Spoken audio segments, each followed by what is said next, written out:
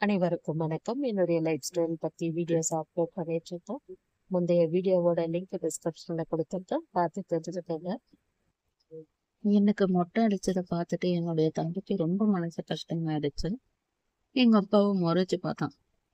அப்பா சொன்னாங்க, நான் அதை கிராஃப்ட் மாதிரி தான் வெட்டிக்க சொன்னேன், ஆனா அது மொட்டை அடிச்சது, நான் என்னடா பண்ணுவேன், கடவுள்கிட்ட விட எல்லாருக்கிட்டையும் தலை வாரத்துக்கு கேட்கணும்.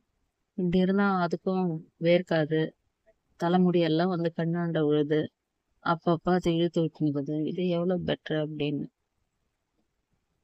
ஆனா என் தம்பியா எங்க அப்பாவை அழுதுகிட்டே முறைச்சிட்டே இருந்தேன். மனசுக்குள்ள நினைச்சுக்கிட்டேன், இல்ல அப்பா ஒரு வார்த்தை சொன்னாங்க, அதனாலதான் நான் மொட்டை அடிச்சிட்டேன். ஆனா நான் அதை யாருக்கிட்டையுமே சொல்லல. என்னுடைய சின்ன தங்கச்சி அவங்க மாமியார் ஊருக்கு போயிட்டு இருந்துச்சு. இப்ப எனக்கு தலை வாரத்துக்கு யாரும் இல்லை. அப்பா கிட்ட சொன்னேன், அப்பா போயிட்டு தம்பி ஒய்ஃபை கூட்டிட்டு வா, தலை வாரிக்கிறேன், அப்புறம் அது அவங்க அம்மா வீட்டுக்கு போயிட போகுது அப்படின்னு சொல்லி சொன்னதுக்கு எழுந்து 2 ஸ்டெப் எடுத்து வச்சுட்டு என்ன சொன்னாருன்னா, உன்னால நான் இன்னும் எத்தனை பேருக்கிட்ட தான் தலை வணங்கி போகணும் தெரியல, எல்லாருக்கிட்டையும் தலை வணங்கி போயிட்டு இருக்கிறேன் அப்படின்ட்டு திட்டினாரு. எனக்கு அது ஒரு மாதிரியா ஆயிடுச்சு. எனக்கு எல்லாமே ஒரு புதுசாவே இருந்துச்சு. எங்க அம்மா இருக்கும்போது இருந்த வாழ்க்கை வேற, இப்போ நம்ம வாழற வாழ்க்கை வேற அப்படின்னு. அப்புறம் என் தம்பி ஒய்ஃபும் வந்து பேசிச்சு என்கிட்ட, எப்படி ஜெயா தலை வாரட்டும். எனக்கு வந்து அது கேட்கறதுக்கு கூட பதில் சொல்ல முடியல. அந்த ஒரு சின்ன சொல்ல கூட எனக்கு ரொம்ப மனசு கஷ்டமாயிடுச்சு. அப்போ நீ எப்பவும் போல நார்மலா வாரிடு, எனக்கு அந்த மாதிரி முன்னாடி முடி வச்சுட்டு அது போலலாம் வந்து நீ நார்மலாவே வாரி விட்டுரு, நாளைக்கும் இதே போல வந்து வாரி விட்டது யாரு, தங்கச்சி வர வரைக்கும். சரி அப்படின்னு சொல்லிட்டு அது போயிடுச்சு. அப்ப அந்த திட்டினதாலதான் நான் மொட்டை அடிச்சுட்டேன், மத்தபடி வேற ஒண்ணும் இல்லை. இப்போ இப்படி தம்பிக்கிட்ட நான் சொல்லல. அதுக்கப்புறம் அன்னைக்கு நைட்டு டோர்லாம் லாக் பண்ணிட்டு படுக்கும்போது என்னுடைய சின்ன தங்கச்சி சொல்லிச்சு, பாவம் தெரியுமா, அவன் எப்படி வெளியே அழுதான் தெரியுமா, இந்த மொட்டை தலையில பார்த்ததுமே அவனுக்கு பெரியம்மா ஞாபகம் வந்துட்டு இருக்குது. பெரியம்மாவும் கடைசி உயிர் போற கொஞ்ச நாளைக்கு முன்னாடி மொட்டை அடிச்சுட்டு சேர்லயே உட்காந்துட்டு போது இது போலதான் இருந்தாங்க. அதே போல செய்ய பார்த்த உடனே எனக்கு பயமாவே ஆயிடுச்சு அப்படின்ட்டு சொன்னான். நான் தான் சொன்ன, விட்றா, அதுக்கு என்ன நினைக்குதோ அதை மாதிரி செஞ்சுக்குது, விடு அப்படின்னு சொல்லிட்டேன். என்னத்துக்கு தான் மொட்டை அடிச்சியோ, டிராப் வெட்டி இருக்கலாம் அப்படின்ட்டு சொல்லிட்டேன். நான் அமைதியா எதுவும் பேசாம படுத்துட்டேன். அதுக்கப்புறம் ஒரு 2 நாள் கழிச்சு என்னோட அப்பாவும் மாமாவும் ஊர்ல இருந்து வந்திருந்தாங்க. அவங்க வேற ஏதோ ஃபங்க்ஷன் முடிச்சுட்டு அப்படியே இங்க பார்த்துட்டு போலான்னு வந்தாங்க. வந்ததும் அக்காவுக்கு அப்படியே ஷாக் ஆயிடுச்சு, என்னடி இது வேலை அப்படின்னு என்ன கேட்டுச்சு. நான் அழுவும் இல்லை, சிரிக்கவும் இல்லை, அப்படியே ஒரு மாதிரியா சைலண்டாவே இருந்துட்டேன். வந்து ஒரு 10 நிமிஷம் தான் உட்காந்தாங்க. அதுக்கப்புறம் கிளம்பி போயிட்டாங்க. போயிட்டு எங்க அக்கா வந்து பஸ்ல போகும்போது ஃபோன் பண்ணுச்சு, ஜெயா நான் வீட்டுக்கு போயிட்டு சாயந்தரமா உனக்கு ஃபோன் பண்றேன், பசங்களை தனியா விட்டு வந்துட்டு இருந்தோம், அதனாலதான் கிளம்பி போறோம் அப்படின்னு சொல்லி. சரிக்கா அப்படின்னு சொன்னேன். இன்னைக்கு சாயந்தரம் அக்கா வந்து எல்லா வேலையும் முடிச்சுட்டு ஃபோன் பண்ணும்போது சொல்லுச்சு, ஜெயா உன்னை பார்த்ததுமே என்னால அங்க இருக்கவே முடியல, நாங்க கொஞ்ச நேரம் இருந்துட்டு போலான்னு தான் வந்தோம், சாயந்தரமா கூட போலாம் அப்படின்ட்டு தான். ஆனா உன்னை அந்த மொட்டை தலையில பார்த்ததுமே எனக்கு அவ்வளோ மனசு கஷ்டமாயிடுச்சு. உங்க மாமா வா போலாம் அப்படின்ட்டு சொல்லிட்டாங்க, பஸ்ல எல்லாம் உன்னை பத்தி தான் மாமா பேசிட்டு வந்தாரு, ஜெயாக்கு இந்த பிறவியே முடிஞ்சு போச்சுது, அவ எல்லா கஷ்டத்தையும் அனுபவிச்சுட்டான், இந்த கோலம்லாம் உங்க சித்தி பார்க்க கூடாதுன்ட்டு தான் செத்து போயிடுச்சு போலவுது, அவ்வளவுதான் ஜெயா, இதுக்கப்புறம் பிறக்க மாட்டான்ட்டு மாமா சொன்னாரு அப்படின்னு சொன்னோன்னே, அக்கா நான் பிறக்க மாட்டேனா மறுபடியும், ஏன்டி மறுபடியும் மாடி இது வேணும் அப்படின்னு. நானு நடக்கணும், அம்மா கூட கடைக்கு போகணும் அப்படின்லாம் அக்கா கிட்ட சொன்னேன். இப்போ எனக்கு மனசு கஷ்டமாயிடுச்சு. அப்ப நம்ம பொறக்க மாட்டோம் போல இருக்கு அப்படின்ட்டு. ஏன் ஜெயா, சும்மா கொஞ்சமாச்சும் முடி வச்சிருக்கலாம்ல, ஏன் இந்த மாதிரி கட் பண்ணிட்டு அப்புறம் அக்கா கிட்ட மட்டும் தான் சொன்னேன் இது மாதிரி எல்லாம்ட்டு. என்னத்துக்கா வேணா விடு அப்படின்ட்டு. அதுக்கு கம்பலாச்சு போடுறீ, கழுத்துல செயின் போடு, ஒட்டு வந்து விடுக்கா, எதுவுமே இல்ல, அம்மாவே இல்ல இதுக்கப்புறம். அம்மா அம்மான்னு இது பண்ணாத, அம்மாவை ஒரு நிமிஷம் யோசிச்சு பாரு. அவனுக்கு அன்னைக்கு சொன்னதுதான் இன்னைக்கு சொல்றேன். நீயும் இப்படி இருந்த அம்மாவுக்கும் எல்லாமே செய்யணும் அப்படின்னும் போது உன்னை பார்த்திருப்பாங்களா இல்ல அம்மாவை பார்த்திருப்பாங்களா? நீ நினைக்கிற மாதிரி எங்கேயோ ஒரு மூலையில அம்மா இருந்தா கூட ஓகேன்னு நீ சொல்லிக்கிற அடிக்கடிக்கு. ஆனா அந்த மாதிரி பார்த்திருக்க மாட்டாங்க யாருமே.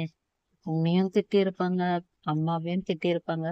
உன்னையும் ஒண்ணு நினைச்சுக்கோ, நம்ம அம்மா கை கால் நல்லா இருக்கும் பொழுது யாருக்கிட்டையும் எந்த சொல்லும் வாங்காம சந்தோஷமா இறந்து போயிட்டாங்கன்னு நினைச்சுக்கோ. அம்மா உன் கூட தான் இருக்காங்க அப்படின்ட்டு சொல்லுச்சு. அதுக்கப்புறம் நானே யோசிச்சேன், ஆமா இல்ல, அம்மா அவங்க வேலையை அவங்களே எல்லாமே செஞ்சுப்பாங்க.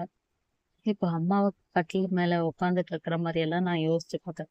ரெஸ்ட் ரூமுக்கு கேட்கறது, தலைவாரி விடுறதுக்கு, சாப்பாடு போடுறதுக்கெல்லாம் அம்மா கேட்டிருந்தா நிச்சயமா எல்லாருமே எதனா சொல்லியிருப்பாங்க. அப்ப அக்கா சொன்னது கரெக்டு தான் அப்படின்ட்டு அன்னையில இருந்துதான் எங்க அம்மா செத்து போனது நல்லதுதான், நல்லபடியா இருக்கும்போது செத்து போனது மேல் அப்படின்ட்டு தான் நான் அதுக்கப்புறம் எல்லாருக்கிட்டையுமே சொல்லுவேன். அக்கா சொன்ன வார்த்தையே சொல்லுவேன். ஆனா எங்க அம்மா வந்து கூட இல்லையேன்ற வருத்தம் மட்டும் இருந்துட்டே இருந்துச்சு. இப்போ எனக்கு தலை வார்ற வேலையும் கிடையாது. ஏன்னா பழைய மாதிரி எழுப்பி நிக்க வச்சு நடக்க வச்சு ரெஸ்ட் ரூம்க்கு கூட்டிட்டு போகணுன்ற கஷ்டமும் கிடையாது. உடனே எங்க அப்பாவுக்கு ஒரு யோசனை வந்துருச்சு.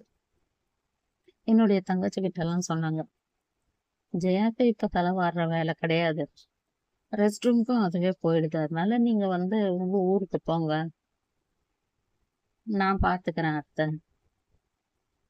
நான் காலையில எழுப்பி உட்கார வைக்கணும், சாப்பாடெல்லாம் போட்டு கொடுத்துட்டா அதுவே சாப்பிட்ரும். மறுபடியும் சாயந்தரத்துல தானே எழுப்பி உட்கார வைக்கணும், மதியத்துல அதுவே படுத்துக்கும். ரெஸ்ட் ரூம்க்கெல்லாம் பாவம் அதுவே போய் வந்துடுது. குளிக்க வைக்கிறதுக்கு மட்டும் நீங்க அது என்னைக்கு கேட்கணும் அப்போ வந்து யாருன்னா குளிக்க வச்சுட்டு போயிடுங்க.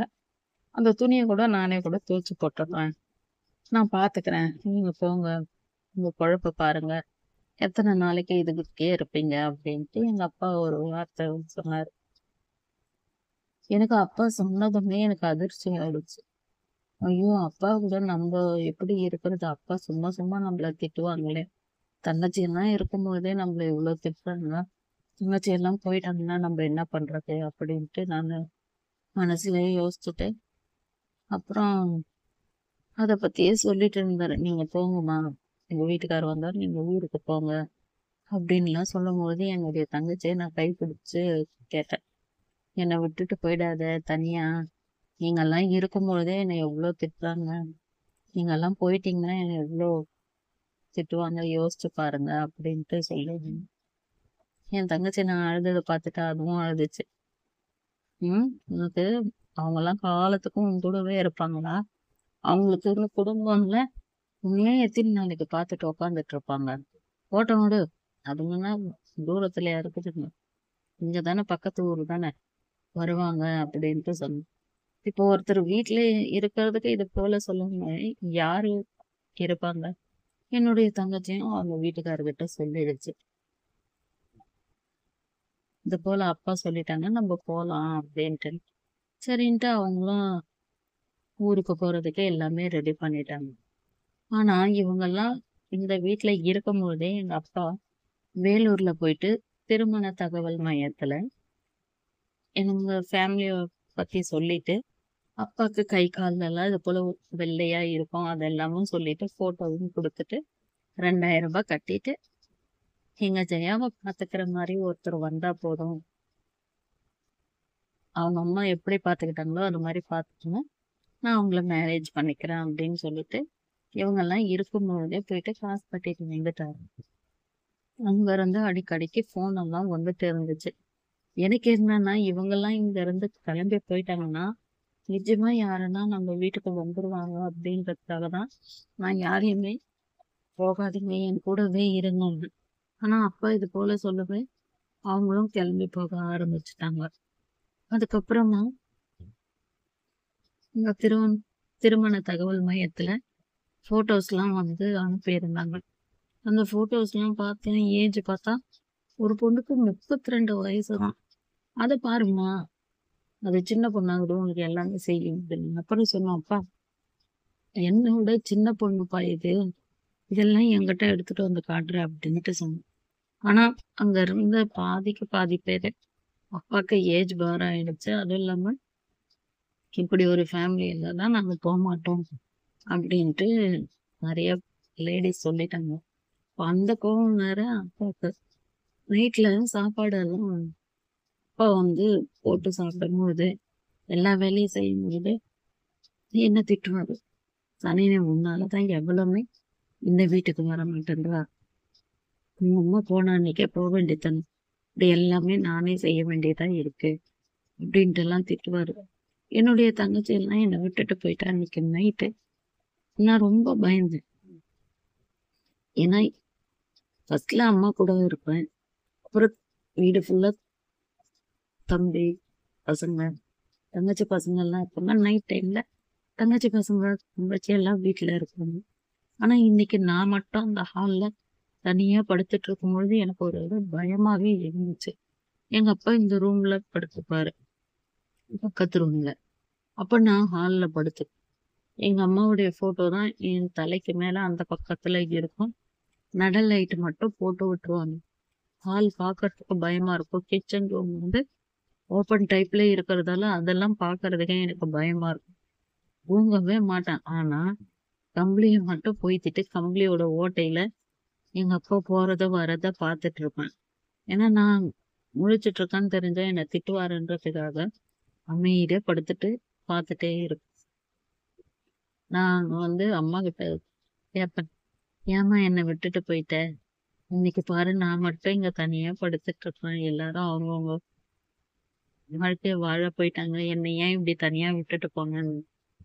நான் தனியா இருந்த எல்லா நாட்களும் அது என்னோட அம்மாவுடைய ஆவியா என்னன்னு எனக்கு தெரியாது. அந்த லைட்டோட வெளிச்சத்துல செவுத்துல டெய்லி ஒரு பல்லி வந்து அங்க இருக்கும். நான் எப்ப எழுந்து பார்த்தாலும் அது வந்து அந்த இடத்துலயே தான் இருக்கும். நான் அப்பவே நினைச்சுப்பேன், இது அம்மா தானா அப்படின்னு. ஏன்னா எங்க அம்மா போட்டோல இருந்து அப்படியே கொஞ்சம் சைடா வந்து அது கரெக்டா நான் பாக்குற மாதிரி தான் இருக்கும். வேற எங்கேயும் போகாது, எதுவுமே இல்லை. டெய்லி நைட்ல வந்து அங்க வந்துரும். அதுக்கப்புறம் இன்னும் கொஞ்ச நாள் கழிச்சு இந்த பக்கம் நான் படுக்கிற செவத்துக்கிட்டயே ஒரு குட்டியா ஒண்ணு வந்து இந்த செவுத்துக்கிட்ட இருக்கும். அந்த தைரியத்துலதான் வந்து அதுக்கப்புறமாவே தூங்கலாம் ஆரம்பிச்சேன். ஆனா எங்க அப்பா டெய்லி என்ன இந்த போல திட்டுறது, அங்க இருந்து போன் வரும், எந்த லேடி வேணான்றது, இது போல ரொம்ப டார்ச்சர் கொடுக்க ஆரம்பிச்சிட்டாரு. ஒரு நாள் நைட்டு நானு என்னுடைய தங்கச்சி போன் பண்ணப்போ சொல்லிட்டான், அப்பா என்ன இந்த மாதிரி எல்லாம் திட்டுறாங்க. பேசிட்டு வச்சுட்டு ஒரு அரை மணி நேரத்துக்கெல்லாம் என்னுடைய தங்கச்சி வீட்டுக்காரருக்கு போன் பண்ணாரு. என்னம்மா உங்க அப்பாக்கு என்னத்துக்கு உங்க தங்கச்சி கிட்ட அழுத அப்படின்னு எல்லா விஷயத்தையும் சொன்னேன். வாரம் வாரம் இரு, ஊருக்கு வந்து உங்க அப்பனுக்கு இருக்குது, என்ன நினைச்சிட்டு இருக்கிறாங்களா, நீ அழுவாத, நாளைக்கா நான் வந்து உங்க தங்கச்சியை ஊருக்கு அனுப்புறேன், சரியா, உனக்கு என்ன சாப்பாடு வேணும்னு அதுக்கு ஃபோன் பண்ணி சொல்லு, செஞ்சு எடுத்துட்டு வரட்டும், நீ அழுக கூடாது, அம்மாவும் கூட தான் இருக்கு, சரியா, நீ அழுவாத அப்படின்னு சொல்லிட்டு ஒரு ஆறுதல் சொல்லிட்டு வச்சுட்டாரு. இப்ப திருமண தகவல் மையத்துல சொல்லியும் எங்கேயும் கிடைக்கல. சொந்தக்காரங்க கிட்ட எல்லாம் சொன்னாரு, எதுவுமே கிடைக்கல. எங்க அத்தை கிட்ட சொல்லி இருக்குது, எங்க அத்தை இன்னொருத்தர்கிட்ட சொல்லி இருந்தது. அப்போ அவங்க கிட்ட எல்லா விஷயமும் சொல்லவே அவங்க சொல்லியிருக்காங்க, நாங்க வந்து வீட்டுல பாக்கணும் அப்படின்ட்டு சொல்லியிருந்தாங்க. அப்போ ஒரு ஜென்ஸும் ஒரு லேடியும் வந்திருந்தாங்க. அந்த ஜென்ஸும் வந்து எங்க அத்தையோட ரிலேஷன் சொல்லியிருந்தாங்க. இந்த லேடி வந்து பார்த்தாங்க வீட்டுல. அப்பவே எல்லாமே மேரேஜுக்கான விஷயத்த எல்லாமே எங்க வீட்லயே பேசினாங்க. அந்த டைம்ல என்னோட தம்பி ஒய்ஃபு அவங்க நாய்க்குட்டிய வாக்கிங் மாதிரி கூட்டிட்டு போச்சு. நான் கண்ணு காமிச்சேன், "இங்க வா, வா, வான்னு." அது என்ன நெனச்சுச்சு, நான் நாய்க்குட்டிய பார்த்துதான் ஏதோ சொல்வேன்னு நெனச்சுட்டு சிரிச்சுட்டு போயிடுச்சு. நான் அப்ப கூப்ட்டேன். "நீ வந்து இது என்னன்னு கேளுன்னு சொல்லுவாங்கன்ட்டு பார்த்தேன்." ஆனா அது வந்து வரவே இல்ல. அதுக்கப்புறம் இவங்க எல்லாருமே பேசிட்டாங்க.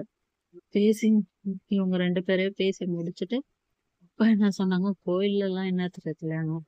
இங்கேயே சாமி ரூம்லயே நிக்க வச்சு கல்யாணம் பண்ணிட்டா கூட போதும்." எனக்கும் அளவுக்கு அதிகமான பயம் வந்துருச்சு. ஆனா ஒரு பக்கம் நம்ம அப்பாக்கு தான் இந்த கை காலெல்லாம் வெள்ளை வெள்ளையா இருக்கு. அப்புறம் இவ்வளோ பெரிய பசங்கள்லாம் இருக்கிறோம். அதனால அப்பாக்கு கல்யாணம் ஆகாது அப்படின்னு யோசிச்சுட்டே இருக்கும்போது, அந்த லேடி வந்து என் கன்னத்த தட்டி குடுத்துட்டு, அ கிள்ளிட்டு, "போய் வரேன்" அப்படின்ட்டு சொன்னாங்க. நான் ஊன்ட்டு சொன்னேன். அதுக்கப்புறம் நான் எதுவுமே பேசிக்கல. அதுக்கப்புறம் அன்னைக்கு நைட்டு எங்க அப்பா குடிச்சிட்டு, "இந்த பாரு நாயே, இங்க யாரும் சோறு போடுறதுக்கு கிடையாது. வச்சு பாத்துக்கிறதுக்கு யாருக்கும் யோகியத்தை கிடையாது. இன்னைக்கு இவங்க வந்து போனாங்கன்னு நீ யாருகிட்டனா சொன்னீன்னா, உன்னை அப்படியே வெட்டி போட்டுருவேன். அவங்க வந்து போன விஷயம் எதுவுமே நீ யாருக்குமே சொல்லக்கூடாது. இல்ல ஃபோன் பண்ணி சொல்லிட்டியா? இந்த பார் நீ வாழ்ந்தா நல்லா வாழலாம். இல்லையா, உன் தம்பிக்காரனை கூட உன் காசுக்கு யாருக்கிட்ட நான் வித்துறேன்னோடனே எனக்கு அப்படி ஒரு மனசு கஷ்டமாயிடுச்சு. என்னடா அப்பா இப்படியெல்லாம் பேசுறாங்க கூப்பிட்டு அப்படின்னு நினைச்சிட்டு அவர்கிட்ட எதையுமே நான் பேசிக்கல. ஏன்னா என் தங்கச்சி வீட்டுக்காரர் சொன்னாங்க, "இந்த ஆள் எத்த பேசினாலும் நீ வாய் திறக்காத" அப்படின்ட்டு சொல்லிருந்தாங்க. நம்ம தனியா வேற மாட்டிட்டு இருக்கோம். எதுவுமே சொல்லக்கூடாது. ஏன்னா என்னுடைய தம்பியும் எதிர் வீட்டுல தான் இருக்கிறான். அப்போ அவன் சத்தம் கேட்டுட்டு ஓடி வருவான்றதுக்காக நான் எதுவுமே பேசாம அமைதியா இருந்தேன். எங்க அப்பாவை வந்து பார்த்துட்டு போன லேடி, எங்க அப்பாவுக்கும் அவங்களுக்கும் கல்யாணம் ஆச்சா? வீட்ல அதுக்கப்புறம் என்ன பிரச்சனைலாம் ஆச்சுன்றத பத்தி தெரிஞ்சுக்கணும்னா, அடுத்த வீடியோல சொல்றேன். இந்த வீடியோ பிடிச்சிருந்தா லைக் பண்ணுங்க.